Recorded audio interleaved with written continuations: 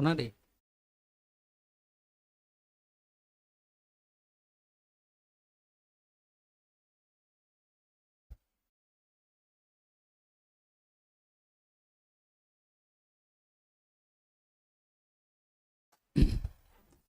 Hello दोस्तों, मैं अरुण कुमार, आप सभी लोगों का स्वागत है ज्योग्राफी की इस क्लास में। इससे पहले आज हम इस क्लास पे चर्चा करेंगे। उससे पहले हम देखेंगे कि हमने पिछली क्लास में जो गंगा नदी तंत्र और पिछली दो क्लास में सिंधु नदी तंत्र जो पढ़ाया हुआ है, वहाँ से जो कुछ क्वेश्चन हम पूछेंगे आपसे और आप उनके आंसर लिखेंगे। ठीक है।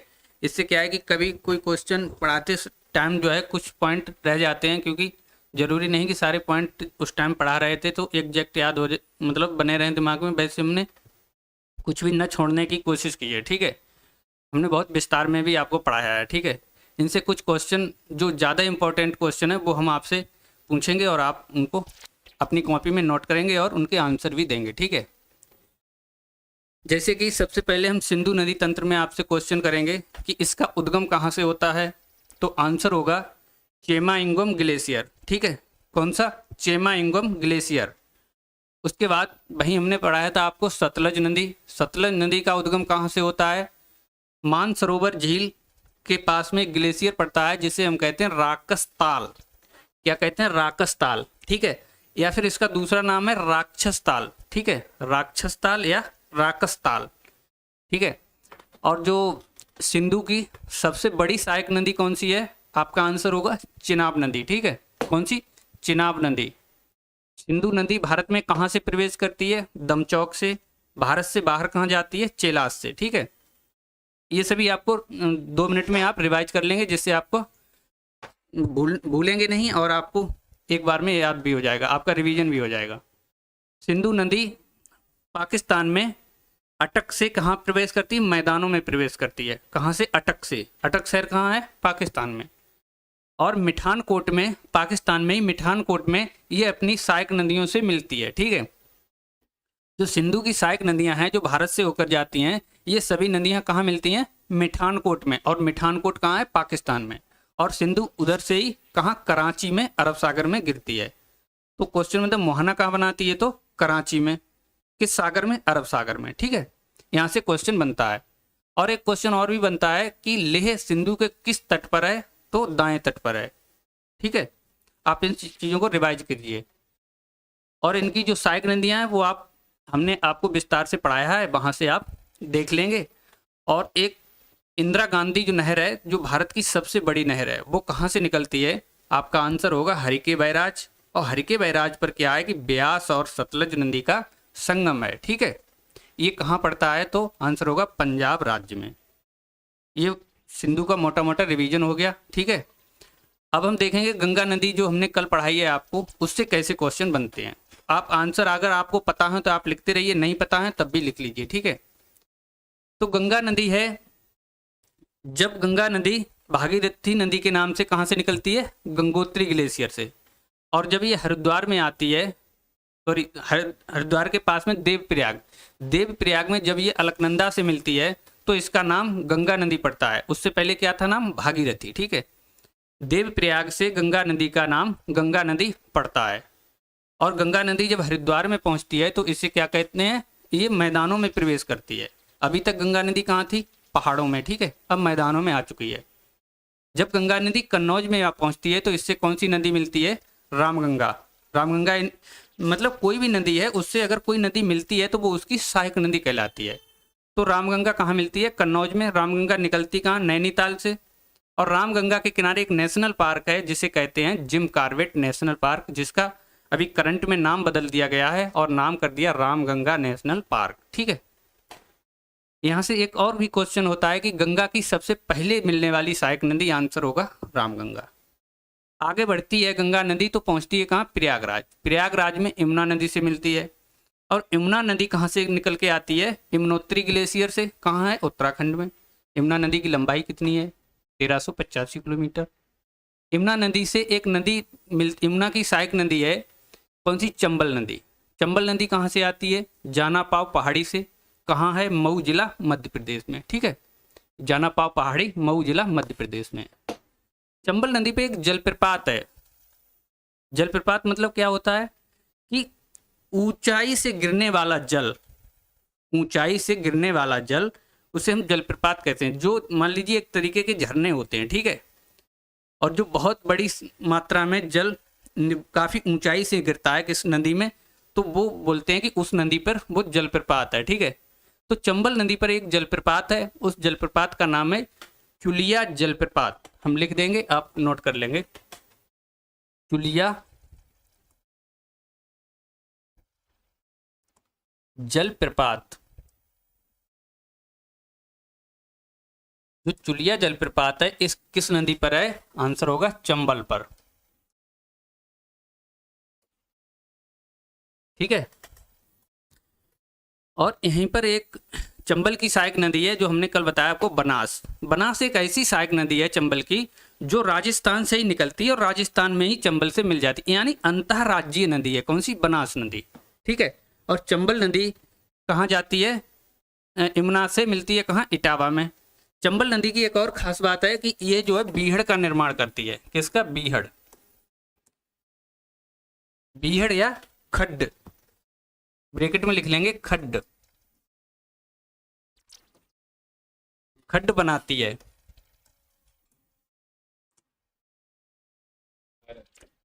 ठीक है। या फिर आप यहाँ पर चंबल नदी इस तरीके से हेडिंग डाल लीजिए, चंबल, उसके बारे में कुछ पॉइंट हैं, ये लिख लीजिए। एक चुलिया जलप्रपात है, दूसरा बीहड़ का निर्माण करती है, ठीक है, तीसरा यह अवनलिका अपर्दन करती है, अवनलिका अपर्दन करती है।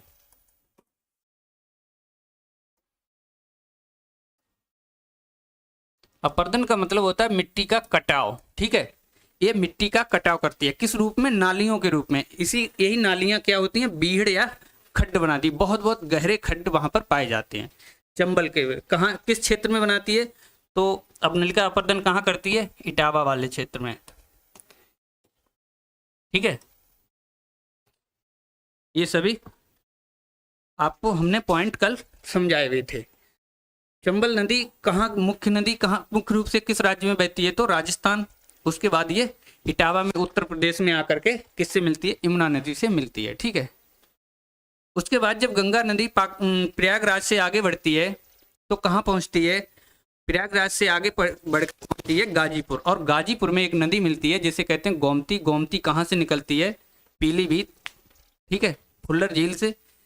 जो फुल्लर झील है ये मैदानों से निकलती है। तो आंसर क्वेश्चन बनेगा कि मैदानों से निकलने वाली गंगा की एकमात्र सहायक नदी है फुल्लर झील से निकलने वाली कौन सी? गोमती। और गोमती नदी के किनारे कौन सा शहर है? तो जौनपुर और लखनऊ, और भी शहर हैं, लेकिन इंपॉर्टेंट क्वेश्चन यहीं से बन जाते हैं, ठीक है। और एक और क्वेश्चन बनेगा कि गंगा की ऐसी सहायक नदी जो सबसे दक्षिणी सहायक यानी अंतिम सहायक नदी, आंसर होगा महानंदा। कहाँ? दार्जिलिंग पहाड़ी से निकलती है, और गोदावरी घाट पश्चिम बंगाल, ठीक है, गंगा नदी से मिलती है। उसके बाद दूसरा क्वेश्चन बन सकता है, गंगा की एकमात्र सहायक नदी जो पठारों से निकलती है, यानी दक्षिण के पठार से निकलती है, या फिर कह सकते हैं जो उत्तर की ओर प्रवाहित होती है, तो वो सोन नदी, ठीक है। सोन नदी कहाँ से निकलती है? सोन नदी हमने कल आपको बताया था कि विंध्याचल वाले भाग से, ठीक है, जो पाकिस्तान हमका सॉरी मध्य प्रदेश में जो एक पहाड़ी बताई थी हमने, अमरकंटक, किस पर? सतपुड़ा पर्वत पर, ठीक है, वहां अमरकंटक से निकलती है कौन सी? सोन नदी। और सोन नदी दक्षिण की ओर से बहने वाली, पठारों से निकलने वाली गंगा की सबसे बड़ी सहायक नदी, ठीक है, एकमात्र सहायक नदी है, ठीक है। कर्मनासा नदी भी है। कर्मनासा नदी को भारत का श्योक भी कहा जाता है। ये क्वेश्चन आपको जनरली किताबों में नहीं मिलता है, लेकिन आप लिखना चाहें तो लिख लेंगे, कर्मनासा नदी को भारत का शोक भी कहा जाता है, ठीक है। सोन नदी की एक सहायक नदी है रिहंद नदी, जिस पर रिहंद बांध भी है, ठीक है। सरदार गोविंद वल्लभ पंत बांध कहाँ है? सोनभद्र में। किस नदी पर? रिहंद नदी पर।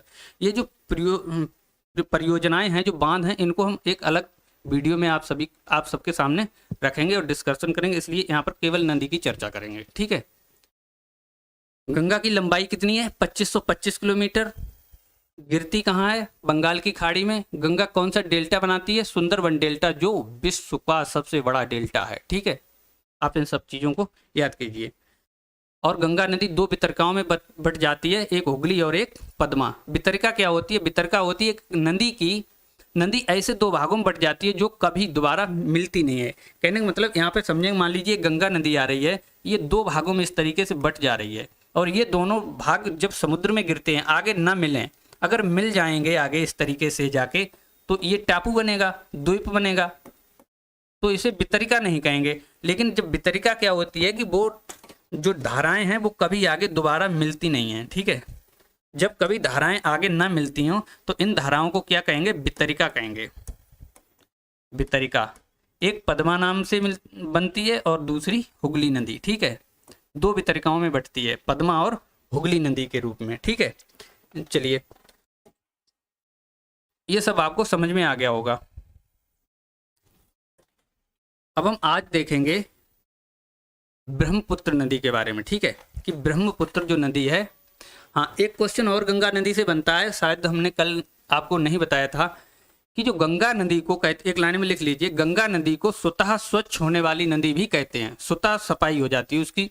गंगा नदी का जो पानी आप भर के रख लेंगे तो उसमें कभी भी बदबू नहीं आएगी। क्यों? इसीलिए इसे स्वतः स्वच्छ होने वाली नदी कहेंगे। तो आप एक लाइन में लिख लेंगे, गंगा नदी को स्वतः स्वच्छ होने वाली नदी भी कहते हैं। और आप दूसरी लाइन में लिख लेंगे, क्योंकि इसमें बैक्टीरियोफेज नामक जीवाणु पाया जाता है, जो अन्य जीवाणुओं का क्या करता है? भक्षण करता है, यानी खा लेता है उनको। ठीक है, इसीलिए इसके पानी में बदबू नहीं आती है, और इसीलिए इसे स्वतः स्वच्छ होने वाली नदी भी कहते हैं। और जो गंगा नदी है, इसमें एक पाया जाता है जीव, जिसे कहते हैं गंगा डॉल्फिन, जो भारत का राष्ट्रीय जलीय जीव है। ये भी पॉइंट बहुत इंपॉर्टेंट है, और कल हमने आपको ये पॉइंट नहीं बताया था। जो गंगा डॉल्फिन है, आप लिख लें गंगा डॉल्फिन, नोट करके लिखेंगे, नोट। जो गंगा डॉल्फिन है, गंगा डॉल्फिन, इसे जलीय जीव कहते हैं। जलीय जीव, भारत का जलीय जीव कौन सा है? आंसर होगा गंगा डॉल्फिन। ठीक है, आप इन चीज़ों को लिख लेंगे। और किस नदी में मिलता है? गंगा नदी में। चलिए, तो ये आपका रिवीजन हो गया, हमने जो कल पढ़ाया था। ठीक है, और आज हम हेडिंग डालेंगे ब्रह्मपुत्र नदी। लिखेंगे आप ब्रह्मपुत्र नदी।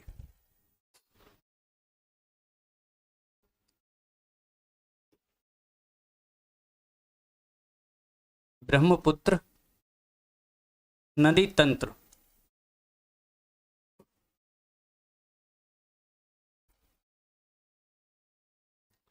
जो ब्रह्मपुत्र नदी तंत्र है, इसके बारे में दो तीन पॉइंट नदी के बारे में लिख लेंगे।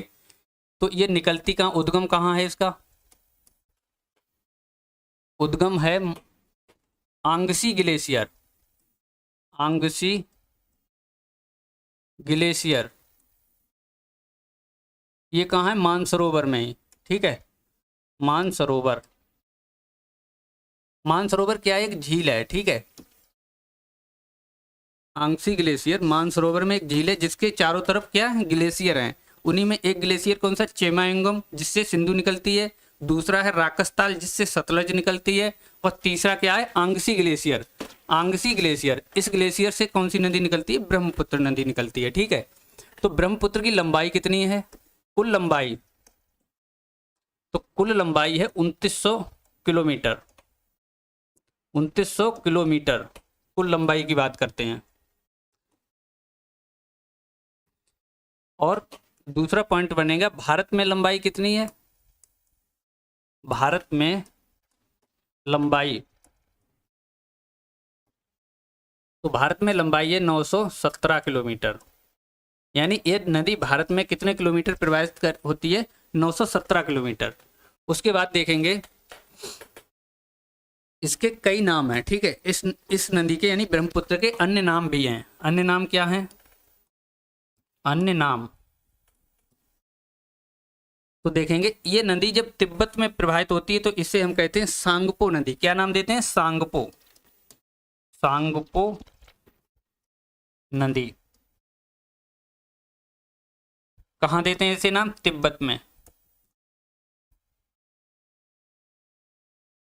जब ये नदी मानसरोवर से निकलती है, यानी यांगसी ग्लेशियर से जब निकलती है, तो इस नदी का नाम होता है सांगपो नदी। ठीक है, जब ये सांगपो नदी भारत में प्रवेश करती है अरुणाचल प्रदेश में, तो अरुणाचल प्रदेश में इसे कहते हैं दिहंग नदी। दिहंग नदी कौन सी नदी? दिहंग नदी। कहाँ? अरुणाचल प्रदेश में।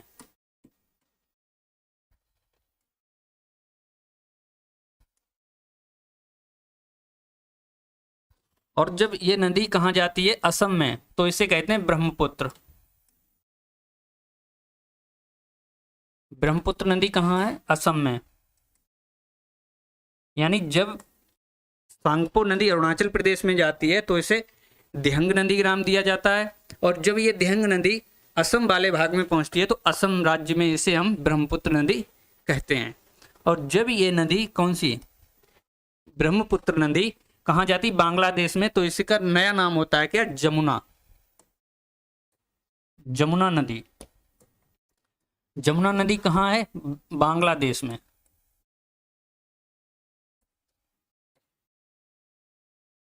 ठीक है, तो ये जो चार नाम है, अन्य विभिन्न जगहों पर इस नदी को इन नामों से पुकारा जाता है। ठीक है, आप इसको स्क्रीनशॉट लीजिए या फिर नोट डाउन कर लीजिए। ठीक है,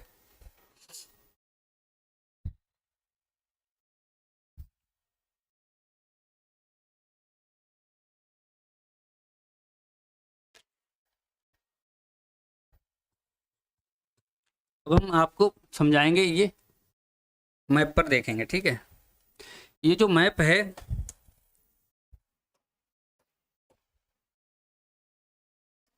चलिए यहाँ से देखेंगे। ये जो स्थान हमने बताया था आपको, ये कौन सा है? मानसरोवर। मानसरोवर।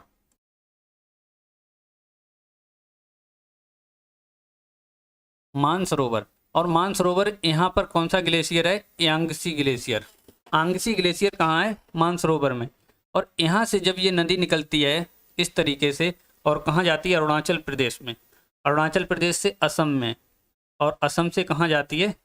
बांग्लादेश, और बांग्लादेश से इस तरीके से अरब सागर में, सॉरी, बंगाल की खाड़ी में।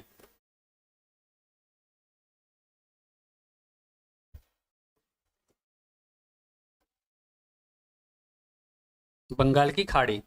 ठीक है, आप इसी तरीके यहाँ पर इससे इसी तरीके से देखेंगे। यहाँ पर एक गार्ज पड़ता है जिसे हम कहते हैं दिहंग गार्ज। तो ये नदी कहाँ से प्रवेश करती है? दिहंग गार्ज से अरुणाचल प्रदेश में प्रवेश करती है। यहाँ पर इसका नाम क्या है? नाम देंगे इसको हम सांगपो नदी। ये जो नदी है सांगपो, सांगपो नदी, सांगपो नदी। और यहाँ पर जो ये नदी है अरुणाचल प्रदेश वाले भाग में, इसे कहते हैं दिहंग नदी। और यहाँ असम वाले भाग में क्या कहेंगे? ब्रह्मपुत्र। और जब ब्रह्मपुत्र नदी बांग्लादेश में आती है यहाँ पर, तो इसे नाम देंगे हम जमुना। ठीक है, आप इन सब चीज़ों को देखें। चलिए आगे हम देखेंगे, इसकी कुछ सहायक नदियाँ भी हैं। ठीक है, चलिए, जब ये ब्रह्मपुत्र नदी अरुणाचल असम वाले भाग में पहुंचती है तो ये दो धाराओं में बट जाती है, और पुनः दो धाराएं फिर मिलकर एक धारा बन जाती हैं। ठीक है, तो ये जो दो धाराओं के बीच में एक द्वीप पड़ता है जिसको हम कहते हैं माजुली द्वीप। ठीक है, क्या नाम देंगे? माजुली द्वीप। कौन सा द्वीप? ये वाला, ये। चलिए यहाँ पे नहीं लिखेंगे,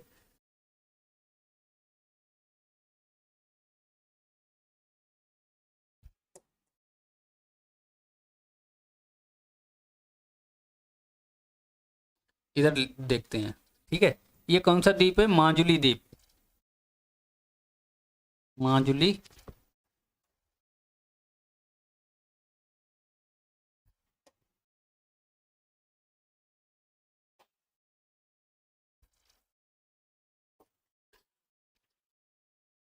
माजुली द्वीप।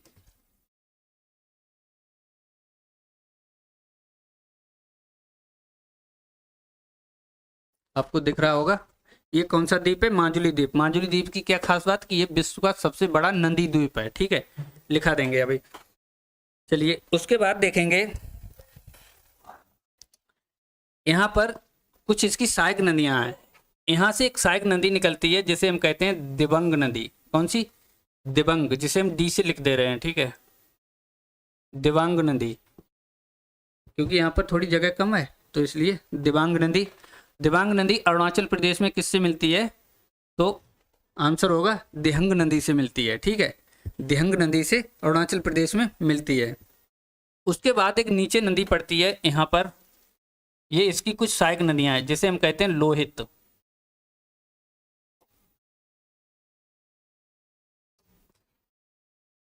ये कौन सी नदी है? लोहित, ठीक है, यहाँ पर लिख रहे हैं लोहित नदी।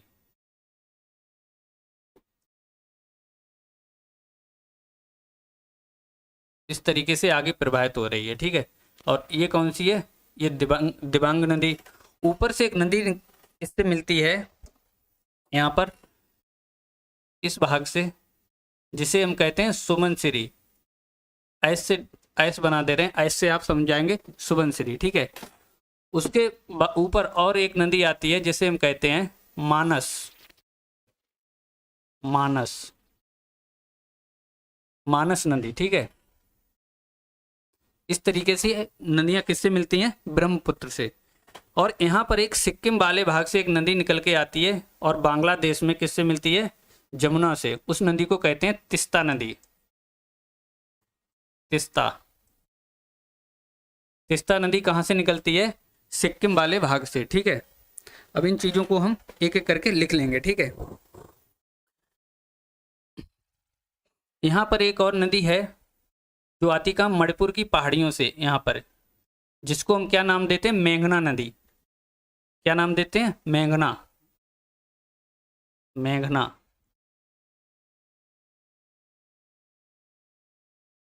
मेघना नदी, ये वाली, ठीक है। जो मेघना नदी है, जब ये मेघना नदी किससे मिलती है? ब्रह्मपुत्र नदी से, ठीक है। ब्रह्मपुत्र नदी से जब मिलती है तो इसका नया नाम हो जाता है मेघना नदी। और ब्रह्मपुत्र नदी जब समुद्र में गिरती है तो किस नाम से? मेघना नाम से ही समुद्र में गिरती है, ठीक है। क्या हुआ?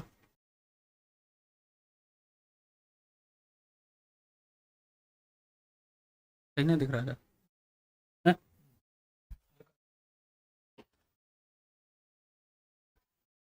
ठीक है।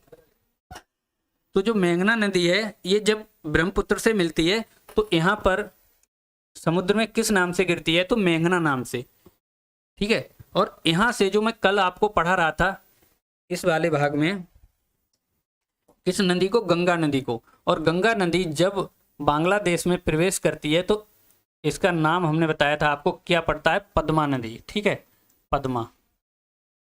और पद्मा किस नदी से मिलती है? जमुना नदी से मिलती है, ठीक है। ये दोनों नदियां बांग्लादेश में मिलती हैं। इनके बारे में एक दो पॉइंट लिख लेंगे, ठीक है, फिर देखते हैं। सबसे पहले लिखेंगे कि इसके नाम तक हमने लिख लिया था, ठीक है, इसके क्या नाम है? तो इसकी कुछ सहायक नदी हैं, ठीक है, वो भी लिखेंगे।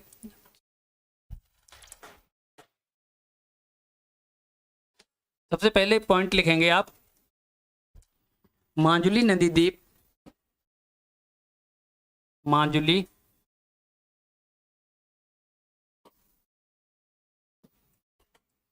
नदी द्वीप विश्व का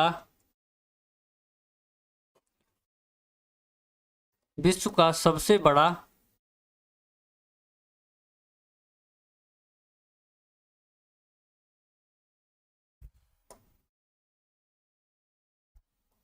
विश्व का सबसे बड़ा नदी द्वीप है।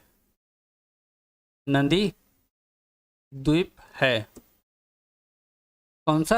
माजुली नदी द्वीप। माजुली नदी द्वीप विश्व का सबसे बड़ा नदी द्वीप है। किस नदी पर? तो अभी आपको हमने बताया कि ब्रह्मपुत्र नदी पर, ठीक है कहाँ पर? ये असम वाले भाग में। कहाँ पर है? असम में।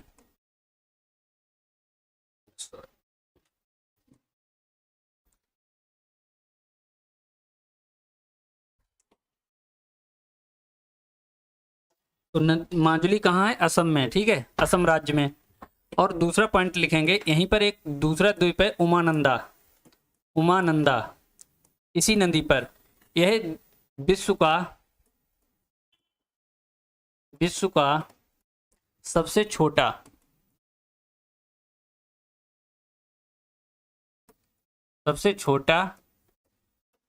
नदी द्वीप है। ये सभी पॉइंट किस में लिखेंगे? ब्रह्मपुत्र नदी में। उमानंदा कहाँ पर है? ये भी ब्रह्मपुत्र नदी पर है। कहाँ पर है? असम राज्य में ही है। इसे हम दूसरा नाम देते हैं पीकॉक आइलैंड। पीकॉक आइलैंड के नाम से भी इसको जानते हैं। आप लिखना चाहें तो लिख सकते हैं इस पॉइंट को, पीकॉक आइलैंड के नाम से भी इसे जानते हैं। ठीक है, अगला पॉइंट लिखेंगे, इस नदी पर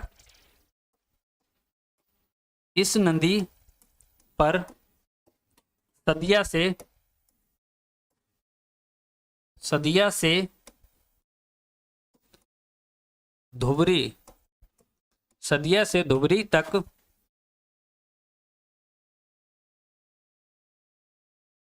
धुबरी तक जिसे क्या नाम, सदिया से धुबरी तक क्या नाम देते हैं? ढोला सदिया। ढोला सदिया क्या है? सेतु है। ठीक है, जो कैसे सबसे बड़ा, भारत का सबसे बड़ा क्या है? सेतु है, नदी सेतु है।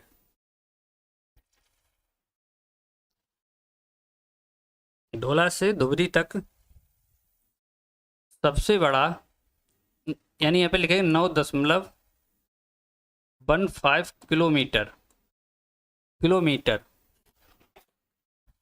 ब्रैकेट में लिख लेंगे।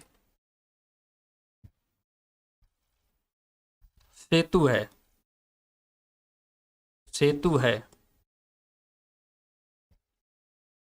ढोला से सदिया तक जो सबसे बड़ा है। ठीक है, इस तरीके से लिखेंगे, ढोला से सदिया तक विश्व का सबसे बड़ा सेतु है। ठीक है, भारत का सबसे बड़ा नदी सेतु है। कहाँ से? ढोला से सदिया तक। इस सेतु को नाम क्या दिया गया है? इसे हम कहते हैं भूपेन हजारिका।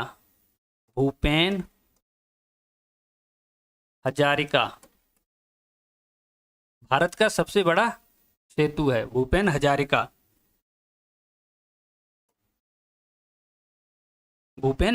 सदिया कहाँ है? ये असम में है। ठीक है, और धुबरी कहाँ? अरुणाचल प्रदेश में, जिसे आप बोलते हैं नॉर्मल ढोला सदिया।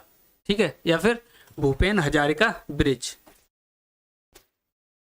ये क्या? ये सबसे बड़ा, भारत का सबसे बड़ा नदी सेतु है। ठीक है, उसके बाद देखेंगे और इसकी कुछ सहायक नदियां हमने अभी आपको बताई थी, कौन सी लिख लेंगे आप? सहायक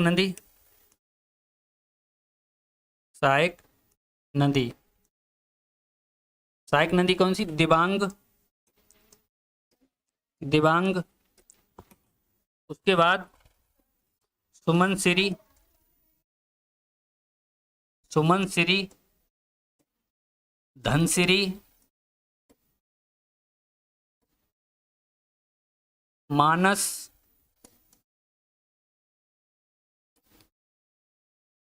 तिस्ता, मानस और तिस्ता। अगली पगलादिया,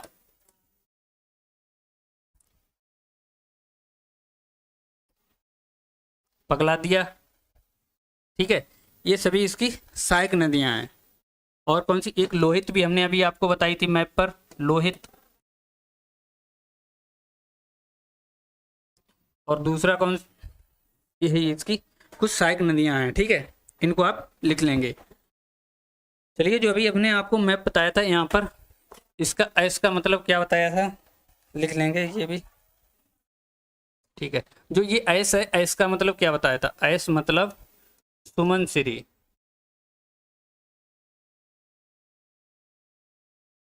और जो यहाँ पर कौन सी बताई थी? एम वाला, ये वाली मानस। एम या फिर लिख भी दिया हमने, तो अब यहाँ पर देखेंगे, एम मतलब मानस, और डी का मतलब क्या बताया था? दिबांग। क्योंकि यहाँ पर जगह कम थी और आपको हमें लिखने में असुविधा हो रही थी, इसलिए हमने ये आपको यहाँ पर बता दिया। ठीक है, आप इनको लिख लेंगे। अगला पॉइंट लिखेंगे, इसके बाद अगला पॉइंट लिखेंगे आप, ब्रह्मपुत्र जो नदी है, इससे कौन सी मेघना नदी मिलती है? चलिए, यहाँ पर इस तरीके से लिखें, जब ब्रह्मपुत्र नदी से ब्रह्मपुत्र ब्रह्मपुत्र बांग्लादेश में, इस तरीके से लिखेंगे आप, ब्रह्मपुत्र बांग्लादेश में पद्मा नदी से मिलती है। पद्मा नदी से मिलती है।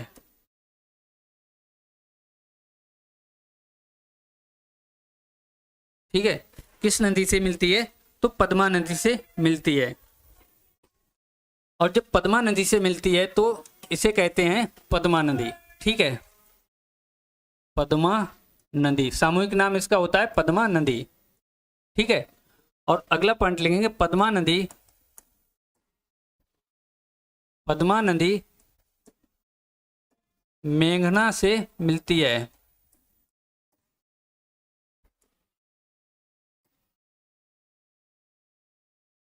मेघना से मिलती है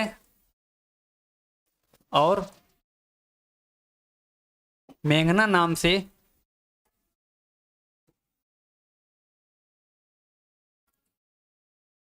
मेघना नाम से बंगाल की खाड़ी में गिरती है।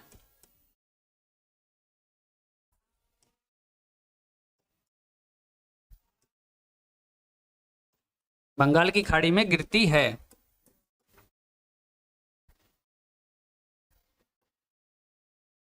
ब्रह्मपुत्र नदी किस नाम से बंगाल की खाड़ी में गिरती है? तो मेघना नदी के नाम से। ठीक है, मेघना नदी कहाँ से निकल के आती है? मणिपुर की पहाड़ियों से। इसका एक दूसरा नाम भी है मेघना का, बराक नदी। बराक, बराक नदी। बराक नदी किसका नाम है? मेघना नदी का ही क्या दूसरा नाम है। ठीक है, बराक नदी, आप इसको लिखेंगे। चलिए अगला पॉइंट लिखेंगे, ब्रह्मपुत्र प्लस गंगा नदी। ब्रह्मपुत्र प्लस गंगा नदी जब मिलती हैं तो एक डेल्टा बनता है जिसे हम कहते हैं सुंदरबन डेल्टा। सुंदरबन डेल्टा। सुंदरबन नाम इसका क्यों पड़ा? तो लिखेंगे इसमें सुंदरी वृक्ष पाए जाते हैं।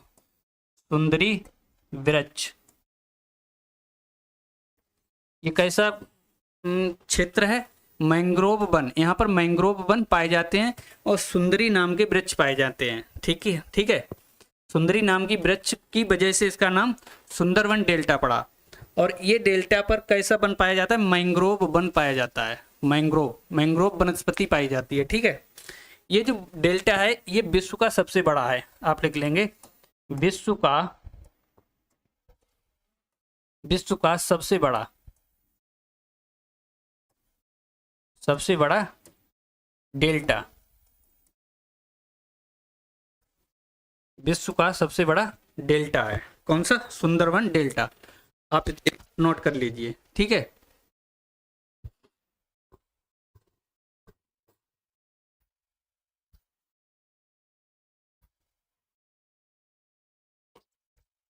भारत की सबसे लंबी नदी कौन सी है? आंसर होगा गंगा नदी। ठीक है, इस बात को भी याद रखें आप।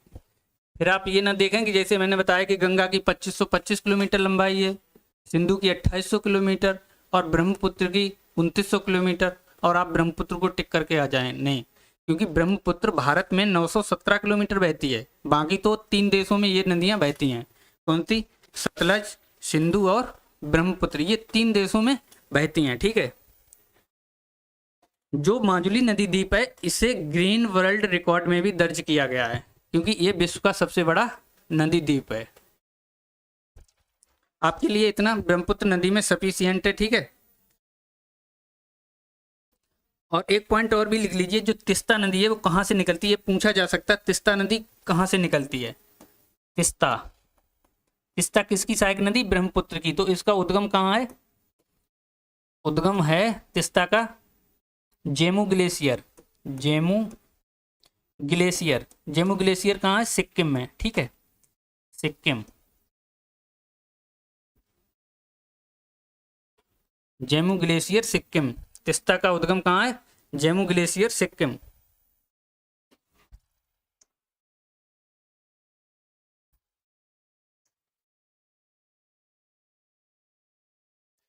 तिस्ता नदी कहाँ से निकलती है? जम्मू ग्लेशियर सिक्किम से निकलती है और बांग्लादेश में जाकर के ब्रह्मपुत्र नदी से मिलती है। ठीक है, चलिए अब ब्रह्मपुत्र नदी ये टॉपिक पूरा होता है और अब हम देखेंगे प्रायद्वीपीय भारत की नदियाँ। प्रायद्वीपीय भारत की नदियाँ, आप इसको लिख लीजिए या फिर स्क्रीनशॉट ले लीजिए।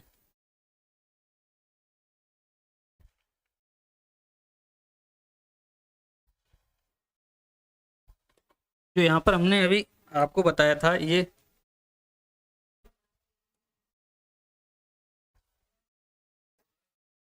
हाँ, ये वाला जो है ये मेघना नदी, और यहीं से एक नदी और भी है त्रिपुरा, त्रिपुरा वाली पहाड़ी से निकलती है फेनी नदी।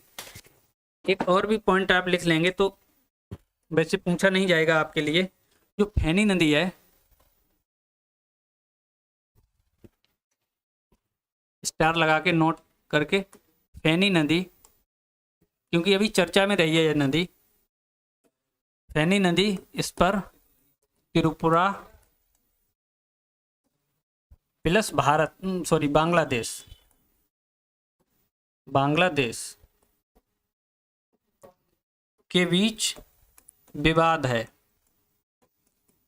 किन दो देशों के बीच? भारत और बांग्लादेश के बीच किस नदी का विवाद है? फेनी नदी का। ये पॉइंट इसलिए लिखा दिया कि ये अभी पिछली साल चर्चा में रहा, तो हो सकता है कहीं पूछ लिया जाए। ठीक है, चलिए अब हम देखेंगे प्रायद्वीपीय भारत की नदियाँ। प्रायद्वीपीय भारत की नदियाँ,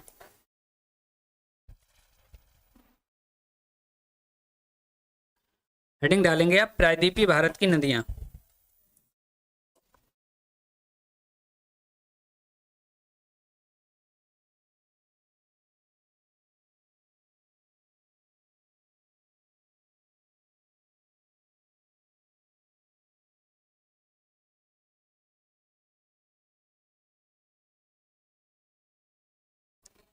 चलिए देख, प्रायद्वीपीय भारत की नदियां हैं, उनमें कुछ हम नदियां जो हैं काफ़ी डिटेल में पढ़ेंगे, क्योंकि कुछ इंपॉर्टेंट है। कौन सी? गोदावरी, नर्मदा, ताप्ती और कृष्णा, कावेरी और महानदी। ठीक है, इनके बारे में जानेंगे।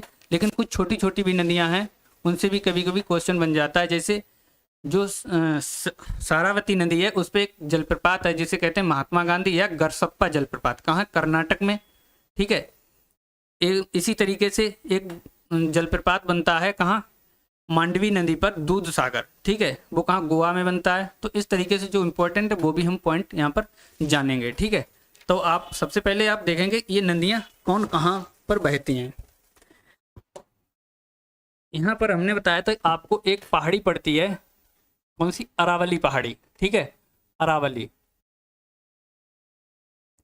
अरावली। तो कुछ राजस्थान में भी नदियां हैं, और हमने आपको एक पॉइंट बताया था यहाँ से, करक रेखा। ठीक है, ये कौन सा पॉइंट है? 23.5 डिग्री नॉर्थ, यानी इसका दूसरा नाम क्या है? करक रेखा। लिख लेंगे करक रेखा।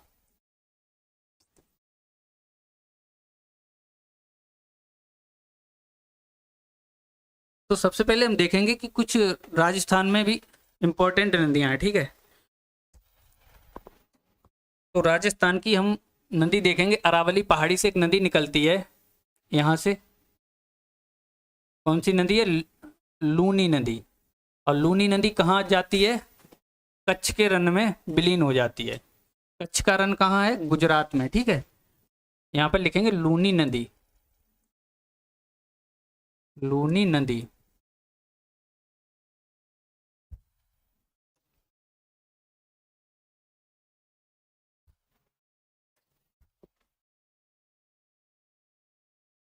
ये नदी कौन सी है? लूनी नदी। ये कहाँ? अरावली पहाड़ी से निकलती है और कहाँ जाती है? गुजरात के कच्छ के रन में। एक एक लाइन आप चाहें तो लिख लीजिए। आप लूनी नदी भी हेडिंग डाल लीजिए।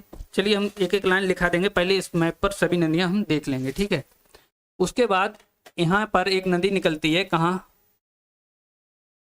राजस्थान से एक नदी बहती है इस तरीके से। ये नदी कौन सी है?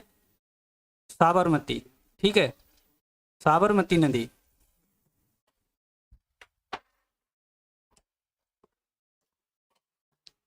ये वाली नदी कौन सी? साबरमती।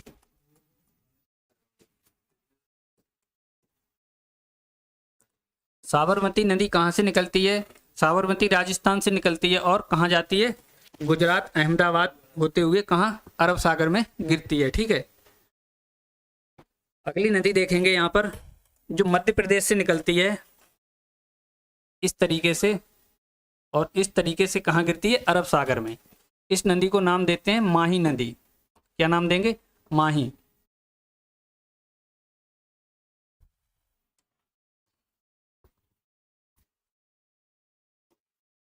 माही नदी, माही नदी।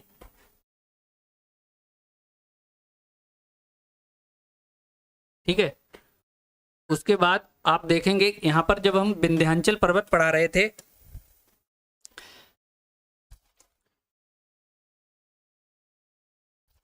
ठीक है, ये कौन सा? विंध्याचल। और यहाँ पर एक पर्वत है, क्या? सतपुड़ा। क्या? सतपुड़ा पर्वत। ठीक है, इन दोनों पर्वतों के बीच से एक नदी निकलती है, विंध्याचल और सतपुड़ा से। किस पहाड़ी से? तो अमरकंटक पहाड़ी से। उस नदी को नाम देंगे हम नर्मदा नदी। क्या नाम देंगे? नर्मदा नदी। नर्मदा, ये कौन सी है? नर्मदा नदी। नर्मदा नदी के ही नीचे एक नदी बहती है, किसके? सतपुड़ा पहाड़ी के नीचे। इसको हम कहते हैं ताप्ती नदी।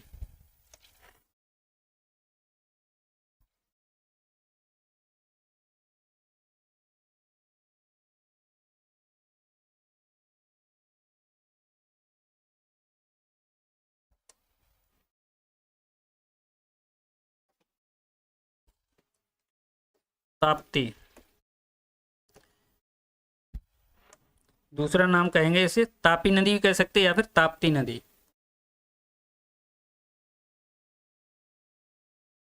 ये सभी नदियां कहाँ गिर रही हैं? तो इधर कौन सा सागर? अरब सागर में। ठीक है,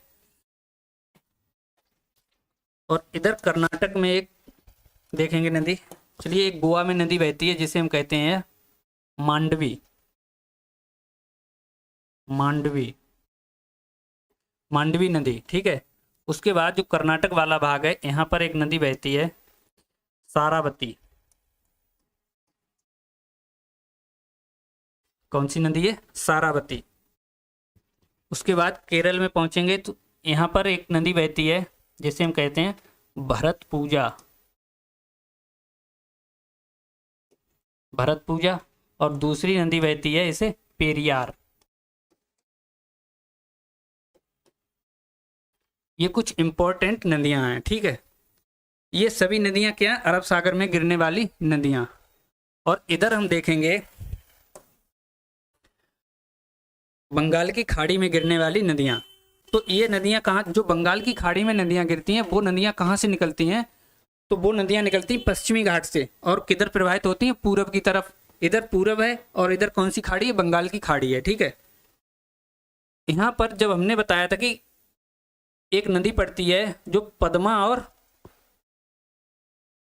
इस तरीके से गंगा जब दो वितरिकाओं में बटती है तो उसमें एक नदी बनती है कौन सी? पद्मा नदी। और दूसरी कौन सी बनती है? हुगली नदी। हुगली नदी। ये तो दिख रहा होगा, देखना लाइट पेन, ये कलर दिख रहा है? नहीं दिखेगा?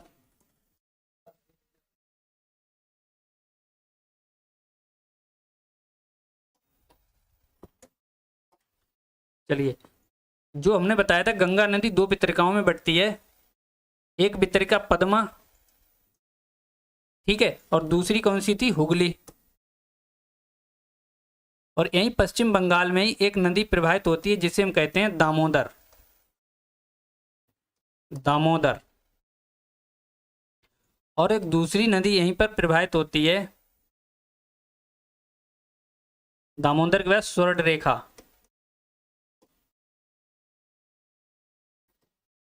हम इंपॉर्टेंट नदी लिख रहे हैं क्योंकि यहाँ पर वैसे तो लिखने के लिए क्या कि ब्राह्मणी भी है, बैतरणी भी है, ठीक है, उनसे कोई क्वेश्चन नहीं बनता है, इसलिए हम वो नदी लिखेंगे जहां से क्वेश्चन बनते हैं।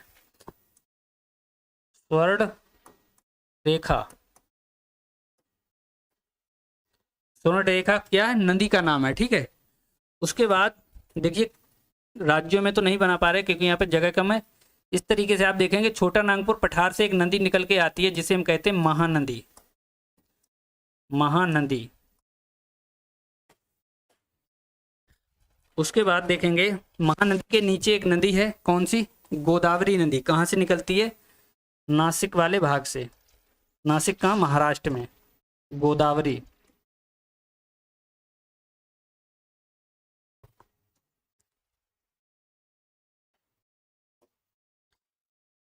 गोदावरी के नीचे एक नदी निकलती है, कहाँ, महाराष्ट्र से, और वो उस नदी का नाम क्या है, कृष्णा।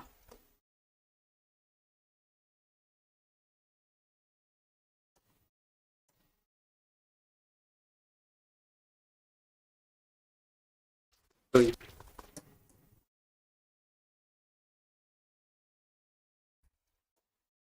ये वाली नदी, इसको हम कहेंगे कृष्णा नदी।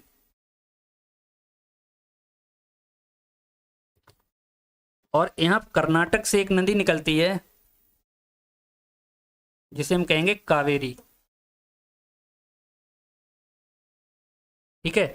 और एक नदी है यहाँ पर तमिलनाडु भाग वाले भाग में, इसे कहते हैं ताम्रपाड़ी।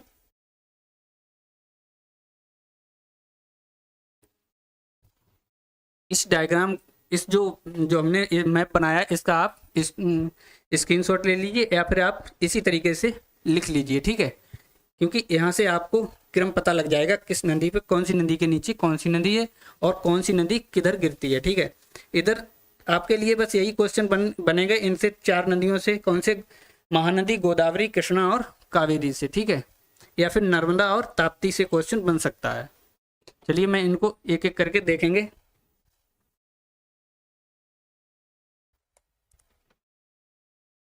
जो प्रायद्वीपीय भारत की नदियां हैं, यहाँ पर हेडिंग डाल लेंगे।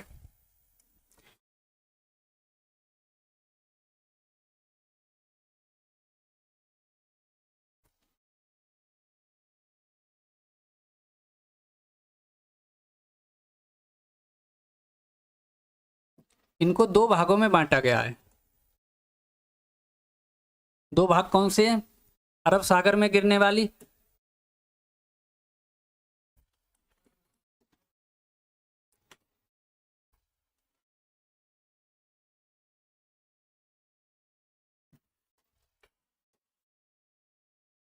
और दूसरा है बंगाल की खाड़ी में, बे ऑफ बंगाल।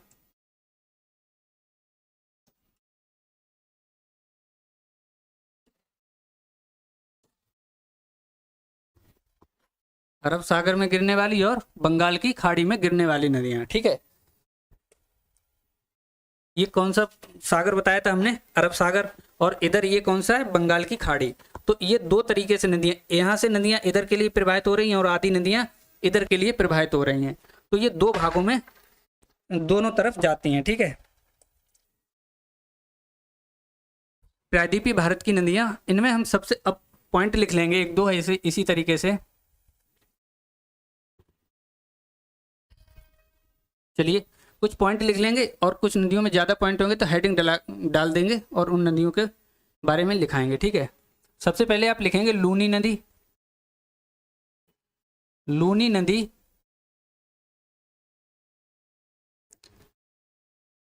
अरावली पहाड़ी से निकलती है। चलिए इसी तरीके से आप लिखें तो ज़्यादा बेटर रहेगा। हेडिंग डालेंगे आप लूनी नदी, लूनी नदी। इनके आगे पॉइंट लिख लेंगे, कहाँ से निकलती है, उद्गम, उद्गम लिखेंगे अरावली। और उसके बाद लूनी नदी गिरती कहाँ है,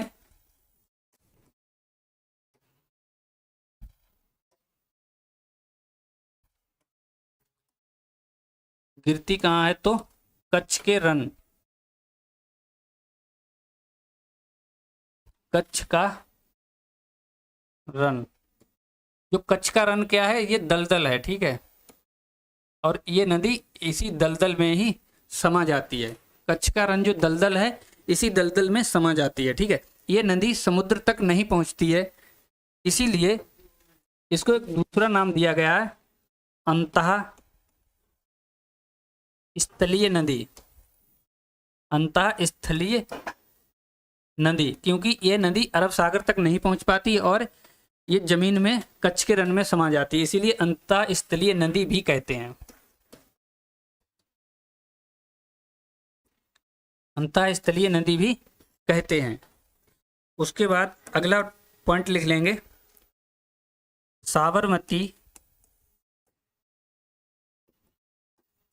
साबरमती नदी, ठीक है। अहमदाबाद शहर किस नदी के किनारे है?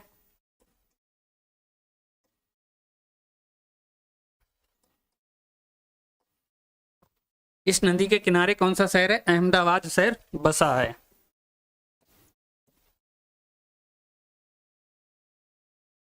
इस नदी के किनारे, साबरमती नदी के किनारे, ठीक है। और अहमदाबाद शहर है कहाँ? तो आंसर होगा गुजरात में, ठीक है। और गिरती कहाँ है? तो अरब सागर में गिरती है।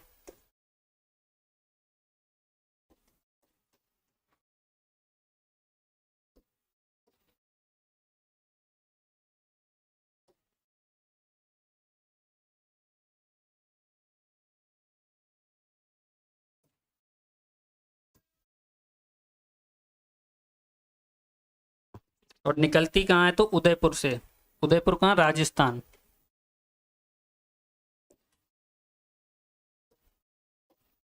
निकलती है।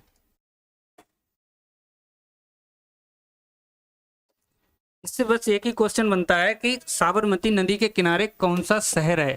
तो आंसर होगा अहमदाबाद। और अहमदाबाद शहर किस उद्योग के लिए विख्यात है? आंसर होगा सूती वस्त्र उद्योग के लिए, ठीक है। आप इतना नोट कर लीजिए। उसके बाद देखेंगे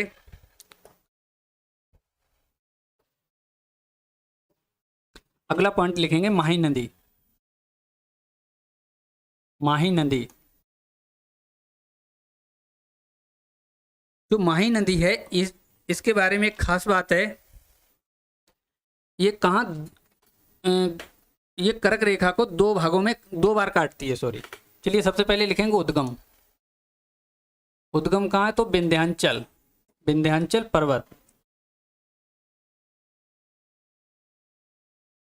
विंध्याचल कम मध्य प्रदेश यानी एमपी, यानी ये नदी विंध्याचल एमपी से निकलती है। और इसकी खास बात क्या है? अगला पॉइंट लिखेंगे, यह कर्क रेखा को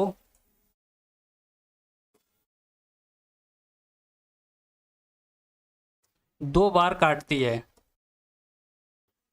दो बार काटती है।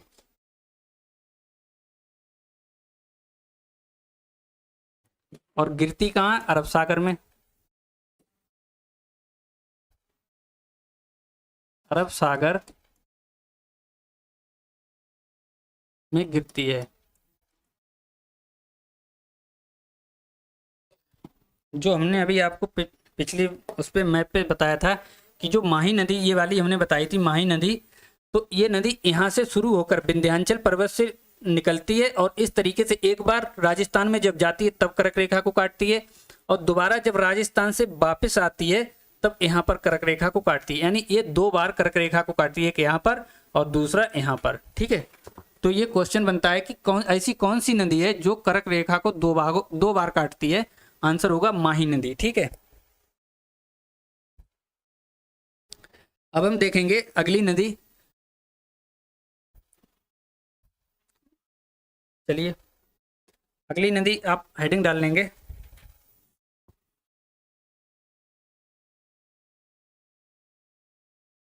मांडवी। मांडवी कहाँ है?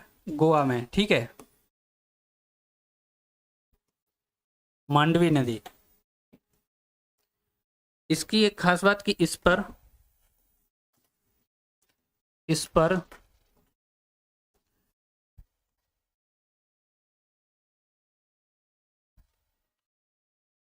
दूध सागर, इस पर क्या है? दूध सागर नामक क्या जलप्रपात है, ठीक है। किस नदी पर? मांडवी नदी पर।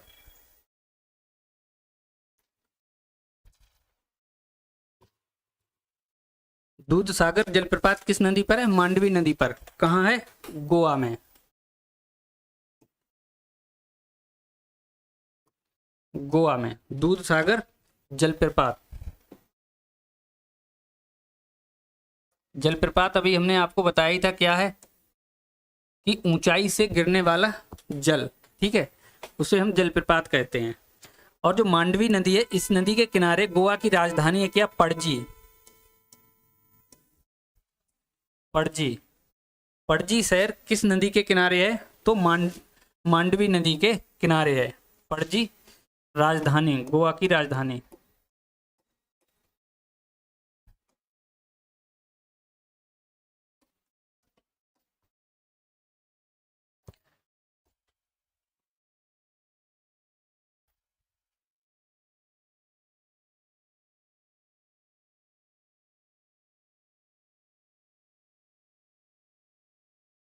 पणजी मांडवी नदी के किनारे है।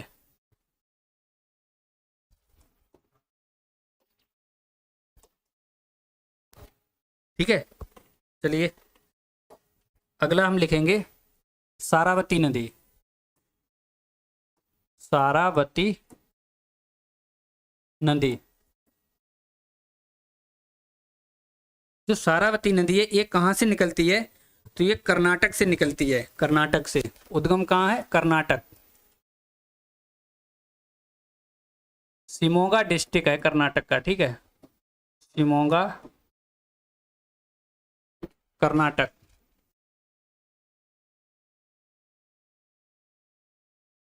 जो हमने बताया ये सभी नदियां गिरती कहाँ हैं, तो अरब सागर में गिरती हैं, ठीक है। इस पर एक जलप्रपात है गांधी, महात्मा गांधी, या फिर दूसरा लिखेंगे जोर गरसोप्पा।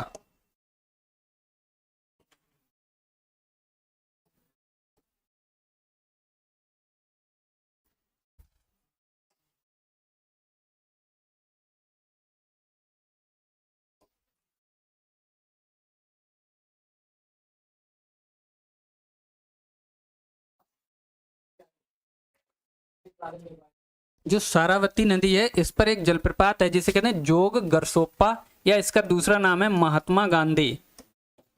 महात्मा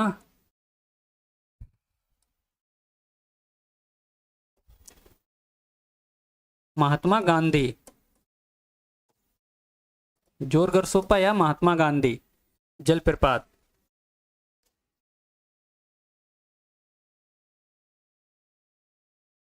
लिखेंगे इसके बारे में, यह भारत का सबसे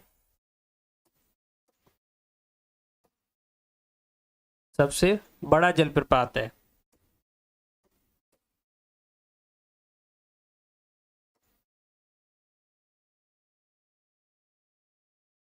ठीक है, यह भारत का सबसे बड़ा जलप्रपात है, आप ये नोट कर लीजिए।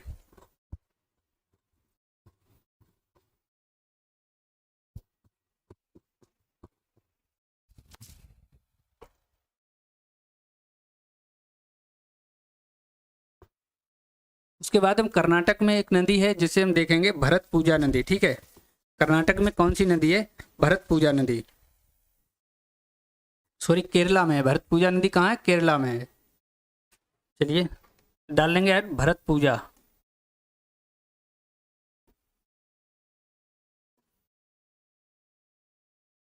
भरतपुजा कहाँ है, केरला।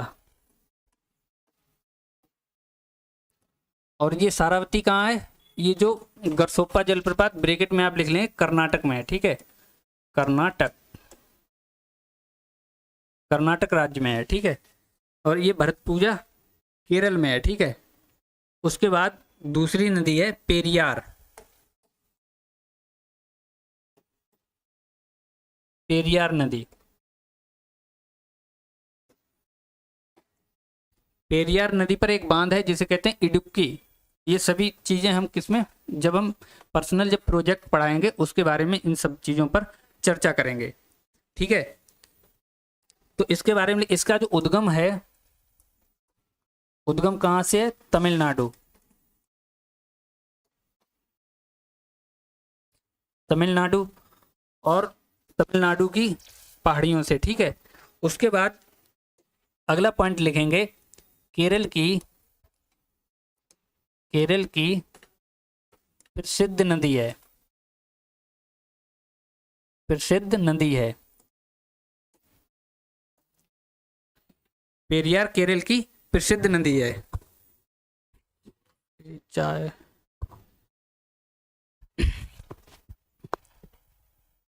कितने मिनट हो गए होंगे?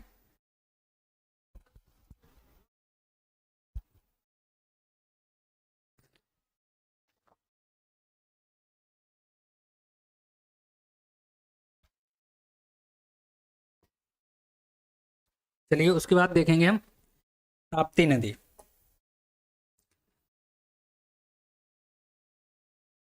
ताप्ती नदी, ठीक है। कुछ इंपॉर्टेंट नदी हैं, इन पर चर्चा कर रहे हैं, लेकिन हमने आपको सारी नदियां मैप पर बता रखी हैं, ठीक है। जो ताप्ती नदी है इसका उद्गम कहाँ से है? उद्गम है मध्य प्रदेश में। मध्य प्रदेश में कौन सी? मुल्ताई की पहाड़ियां। मध्य प्रदेश, मुल्ताई पहाड़ियां, मुल्ताई मध्य प्रदेश।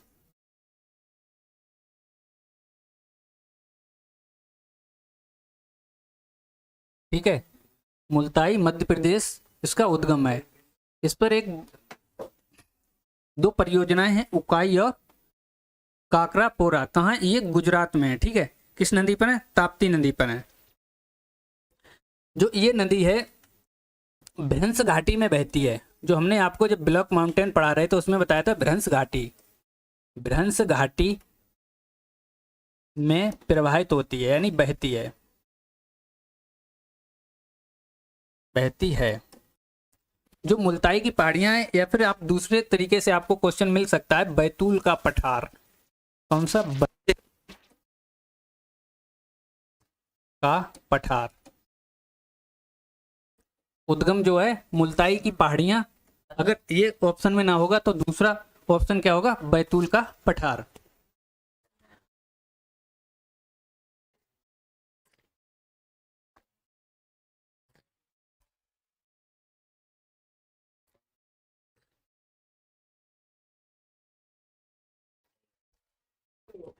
जो तापी नदी है ये कितने राज्यों में बहती है? तो लिखेंगे मध्य प्रदेश, उसके बाद महाराष्ट्र और उसके बाद गुजरात। इन राज्यों में बहती है, ठीक है। विस्तार, इसकी एक सहायक नदी भी है। किसकी? ताप्ती की सहायक नदी कौन सी है? तो आंसर होगा पूना नदी। पूना, पूना नदी ताप्ती की सहायक नदी है, ठीक है। चलिए उसके बाद देखेंगे हम नर्मदा।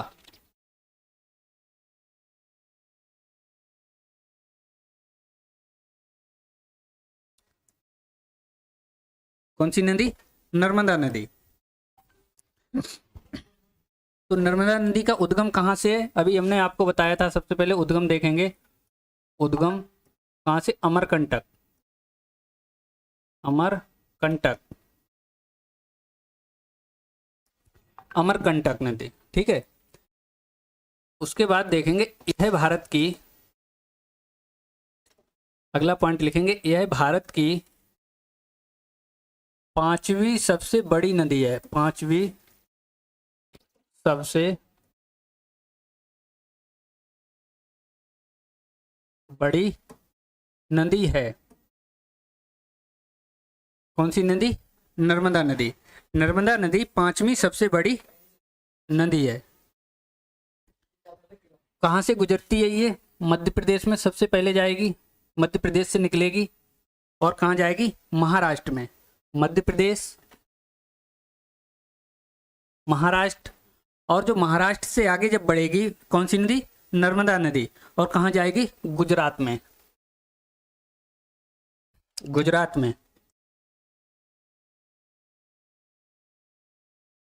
गुजरात के बाद अरब सागर में।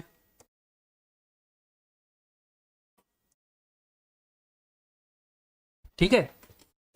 इसकी लंबाई कितनी है? नर्मदा नदी की लंबाई कितनी है, तो लिखेंगे 1350 किलोमीटर। यमुना नदी की लंबाई कितनी हमने बताई थी, आप कमेंट में लिख लीजिए, ठीक है। यमुना नदी की लंबाई कितनी बताई थी, और नर्मदा की लंबाई कितनी है, 1350 किलोमीटर, ठीक है। अगला पॉइंट लिखेंगे, यह प्रायद्वीपीय भारत की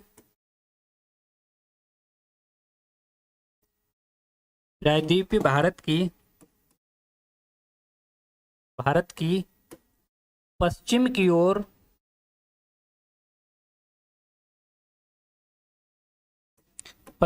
ओर प्रवाहित होने वाली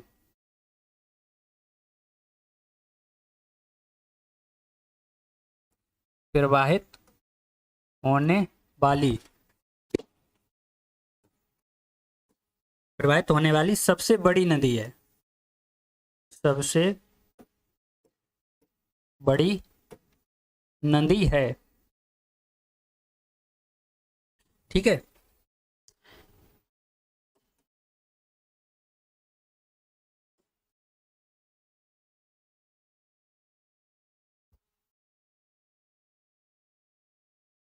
पश्चिम की ओर प्रवाहित होने वाली सबसे बड़ी नदी है। अगला पॉइंट लिखेंगे, धुआंधार जलप्रपात। धुआंधार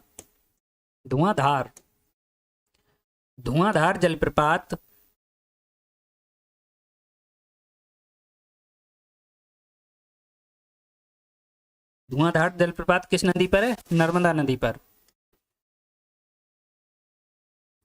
नर्मदा पर कहां पर है, भेड़ा घाट। और ये किस राज्य में पड़ता है, तो मध्य प्रदेश।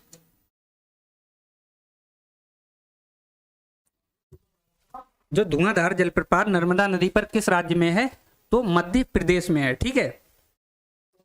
अब हम इसकी कुछ सहायक नदियां लिख लेंगे, ठीक है। नर्मदा की सहायक नदियां,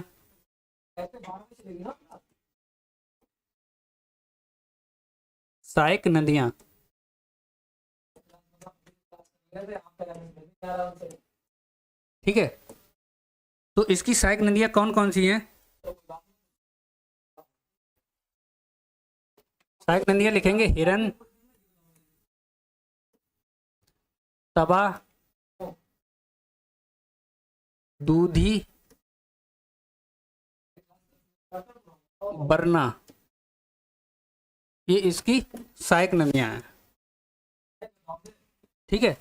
नर्मदा नदी की सहायक नदियां हैं।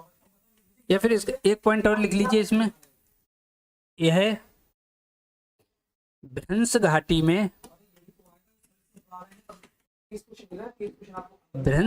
में प्रवाहित होती है।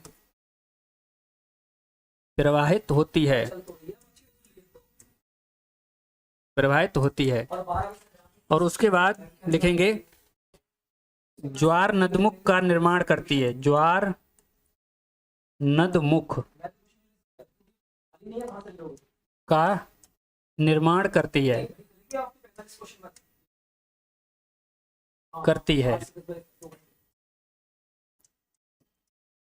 तो जो ज्वार नदमुख है, ये क्या है, ज्वार नदमुख वह होता है कि जैसे कोई नदी जब भ्रंश घाटी में बहती है, यानी कोई नदी जब भ्रंश घाटी में बहती है, तो वो नदी क्या करती है, भ्रंश घाटी क्या है, चट्टाने हैं चारों तरफ, ठीक है। तो वहां पर उसमें सबसे स्वच्छ पानी भी होता है।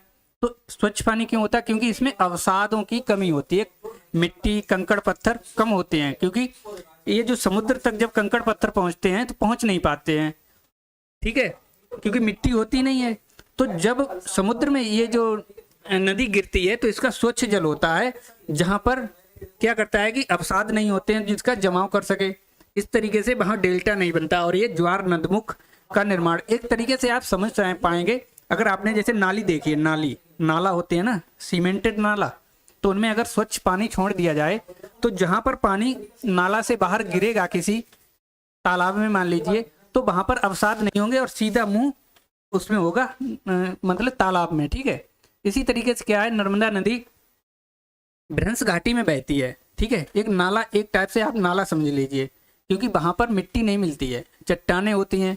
और जब ये अरब सागर में गिरती है, तो जब मिट्टी नहीं होती तो अरब सागर में ये सीधे अपना वो बनता है यहाँ पे ज्वार नदमुख, जिसे हम ज्वार नदमुख कहते हैं। यहाँ पर मिट्टी नहीं होती है। जिस तरीके से गंगा नदी जब सुंदरबन डेल्टा बनाती है, क्यों, गंगा नदी की जो मिट्टी है, गंगा नदी का जो जल है उसमें बहुत सारी मिट्टी पर्वतों से काटकर मैदानों से बहा करके ले जाकर गंगा नदी अरब सागर उसमें बंगाल की खाड़ी में छोड़ देती है। तो जब अवसाद ये काफ़ी लंबे समय से जमा होता रहता है तो इससे ही डेल्टा का निर्माण होता है, ठीक है।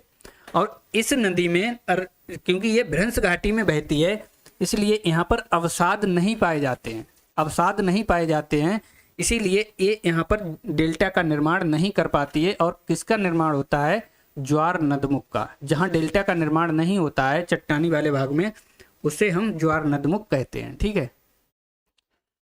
क्वेश्चन बस ये बनेगा कि कौन सी नदी ज्वार नदमुख का निर्माण करती है। तो आप कहेंगे ताप्ती होगा, तो ताप्ती भी आंसर होगा और नर्मदा भी, ठीक है। बिल्कुल एग्जैक्ट आंसर नर्मदा होगा। या फिर पूर्वी घाट की कुछ नदियां दे देगा, महानदी, गोदावरी, कृष्णा, और एक ऑप्शन होगा नर्मदा नदी का। तो आप ऑप्शन क्या होगा, आपका आंसर होगा नर्मदा नदी। अगर डेल्टा का निर्माण पूछेगा तो यहाँ पर नर्मदा नदी और ताप्ती नदी न होकर के आप इनमें से लगाएंगे गंगा, गोदावरी, कावेरी, कृष्णा, और इधर पूर्वी घाट वाली नदियों को आप टिक कर सकते हैं, ठीक है। ये आप आज के लिए बस इतना ही, और कल हम पूर्वी घाट की नदियां पढ़ेंगे। आज हमने पश्चिमी घाट की सारी नदियों को डिटेल में समझ लिया। इससे बाहर आपका कोई क्वेश्चन नहीं होगा, ठीक है। जो इन नदियों पर प्रोजेक्ट हैं उनको हम अगली वीडियो में डिस्कस करेंगे जब पूर्वी घाट की नदियाँ समाप्त हो जाएंगी तब, ठीक है। चलिए फिर आज के लिए इतना ही। नमस्कार, बने रहिए, अपनी पढ़ाई करते रहिए और अपने स्वास्थ्य का ख्याल रखिए। जय हिंद, जय भारत।